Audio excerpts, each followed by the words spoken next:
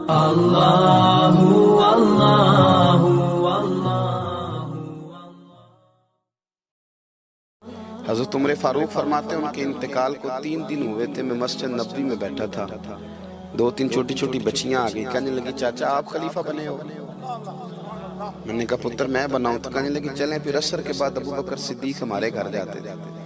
میں نے کہا پتر آپ کے گھر کیا ہے؟ کہنے لگی ابا فوت ہو گئے، بھائی کوئی نہیں، ہم نے نا بکریاں رکھی ہوئی، وہ روز عصر کے بعد آتے تھے، بکریوں کا دودھ دھو کے ہمیں دے جاتے تھے، کچھ پی لیتی تھی، کچھ بیچ کے گزارا کر لیتی۔ 3 دن ہو گئے، میری ماں روتی ہے، بہنیں روتی ہیں، کون آئے گا؟ چاچا چلو گے؟ تو حضرت عمر کی تو داڑھی بھر گئی آنسوں سے، چادر اٹھا کے کندھے پہ رکھی، بیٹیاں آگے آگے، عمر پیچھے پیچھے۔ ایک صحابی رستے میں ملے، عمر کہاں جا رہے ہو روتے ہوئے؟ عمر اور روئے، کہنے لگے یار کیا بتاؤں، ابو بکر صدیق رستہ بڑا مشکل کر گیا میرے، اس کے رستوں پہ چلنا اتنا کٹھن ہے، اتنا مشکل ہے۔ بھئی کچھ ضروری ہے کہ 2 لاکھ روپے ہی کسی کو دیں گے تو خدمت ہوگی؟ تو کسی کا آٹا ہی پسوا دے، جا کسی کو جا کے شہر سے دوائی لا کے دے دے، کوئی تو ڈیوٹی کرنا، یہ ہمیں حضرت ابو بکر صدیق نے سکھایا۔ تو کچھ نہیں کر سکتا تو مسجد میں جھاڑو تو دینا، میرے بھائی کچھ تو۔ آپ کی اس محفل کا مہمان خصوصی کون ہے؟ میں تو آیا ہوں چلا جاؤں گا۔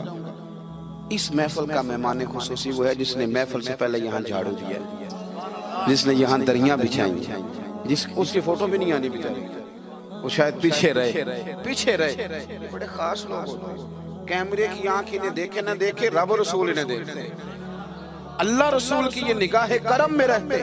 حضرت ابو بکر صدیق رضی اللہ تعالیٰ عنہ نے نیکی کے، خیر کے اہداف طے کیے، اس ہدف پر انہوں نے زندگی گزاری۔ تیسری بات، انہوں نے نا اپنا مال خرچ کیا اسلام کے لیے۔ اپنا کمایا ہوا مال خرچ کرنا خاصا مشکل کام ہے، آسان نہیں ہوتا، اور اگر آپ نے جائز طریقے سے مشقت کے ساتھ پیسہ کمایا تو خاصا مشکل لگتا ہے اس کو خرچ کرنا۔ حضرت ابو بکر صدیق رضی اللہ تعالیٰ عنہ نے مال خرچ کیا، اور کس طرح خرچ کیا کہ جب جب حضور نے اشارہ کیا، جب جب اشارہ کیا، مسجد نبی بننے کی بات آئی تب بھی خرچ کیا، جہاد کی بات آئی تب بھی خرچ کیا۔ حالات اوپر نیچے ہوتے رہتے، جنگ میں حضور نے اعلان کیا تو حالات کچھ زیادہ مؤثر نہیں تھے صدیق اکبر کے۔ تو حضرت عمر کہتے ہیں اس دن میں نے سوچا آج میں نے آگے گزارنا، تو میں آدھا مال لے آیا گھر سے۔ کتنا؟ زکوٰۃ کتنے فیصد ہے؟ بول کے بتائیں، جوان کیوں نہیں بولتے؟ کتنے فیصد؟ زکوٰۃ 2.5% ہے، 2.5%، 100 میں سے 2.5 روپے۔ حضرت عمر کتنے لے آئے؟ 50 روپے 100 میں سے۔ یہ بڑا مشکل کام ہے، 2.5% دیتے ہیں تو لوگ کئی حساب کرتے ہیں، اور 50% یعنی آدھے پیسوں کو تھوڑا نہ سمجھیں آپ۔ حضرت عمر بہت زیادہ پیسے لے کے آئے، 50%، گھر کی ہر شے آدھی کر کے لے آئے۔ اور آپ فرماتے ہیں میرے حالات بڑے اچھے تھے ان دنوں، اور ابو بکر صدیق کے معاملات کا مجھے پتہ تھا، تو میرے دل میں خیال آیا کہ آج نہ میں نے ابو بکر سے آگے گزر جانا۔ کہتے ہیں جا کے میں نے مال رکھا، اتنی دیر میں صدیق اکبر بھی آ گئے۔ کہتے ہیں جواب تو چلو جو ہونے تھے وہ ہونے ہی تھے، حضور نے جو دونوں سے سوال پوچھے نا، ان سوال ہی بڑے انفرادی تھے۔ مجھ سے حضور نے پوچھا کیا لے کے آئے ہو؟ ادھر دیکھو جوانوں، کیا لے کے آئے ہو؟ میں نے عرض کی حضور آدھا۔ مجھ سے پوچھا کیا لے کے آئے ہو؟ میں نے کہا حضور آدھا لے آیا ہوں۔ پھر غور کرنا، پوچھا کیا لائے ہو؟ اور ابو بکر صدیق سے پوچھا گھر کیا چھوڑ کے آئے ہو؟ آپ دیکھیں سوالوں میں ہی فرق ہے۔ مجھ سے پوچھا جا رہا ہے کیا لائے ہو، اور ان سے پوچھا کیا، اور ان کا جواب بھی بڑا انوکھا ہے۔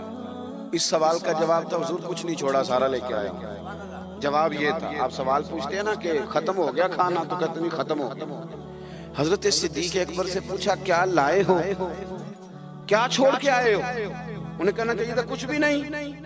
حضور نے فرمایا کیا چھوڑ کے آئے ہو؟ کیا جواب ہے، کیا حسن ہے، گویا وہ کہہ رہے ہیں کہ ہم کو لاوارث تو نہیں نا بھئی، کیا چھوڑ کے آئے ہو؟ تو عرض کرنے لگے حضور گھر بڑا ہوا ہے، اللہ بھی چھوڑ آیا ہوں، اللہ کا رسول بھی چھوڑ آیا ہوں، رب رسول کا نام ہے نا میرے گھر میں۔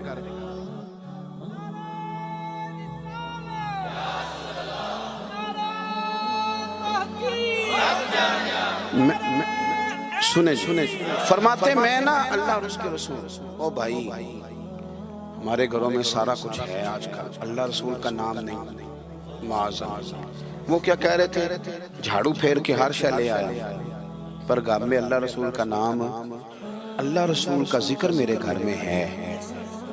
تو آپ نے کبھی کسی کتاب میں یہ پڑھا ہے یا کسی عالم نے بتایا ہے کہ اس کے بعد حضرت صدیق اکبر معاذ اللہ کنگال ہو گئے تھے؟ وہ تو پھر مالا مال تھے، اس کے بعد بھی کئی دفعہ دیا۔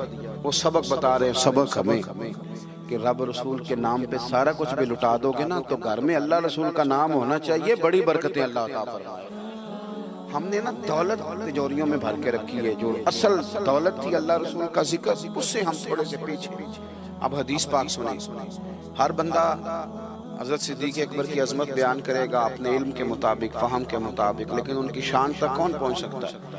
حضرت ابوبکر صدیق رضی اللہ تعالیٰ عنہ کی شان میں بڑی حدیثیں ہیں، لیکن میں اس حدیث پہ آ کے ٹھہر جاتا ہوں، طبیعت جم جاتی ہے کہ یار یہ کیا معاملہ ہے۔ نبی پاک علیہ السلام نے فرمایا لوگو میرے پاس جس کے بھی پیسے آئے ہیں نا میں نے امانت سمجھ کے خرچ کیے، لیکن جب ابوبکر صدیق کے پیسے آئے میں نے اپنے سمجھ کے خرچ کیے، اپنے سمجھ، فکر کوئی نہیں، جہاں مرضی لگا، اپنے سمجھ کے خرچے۔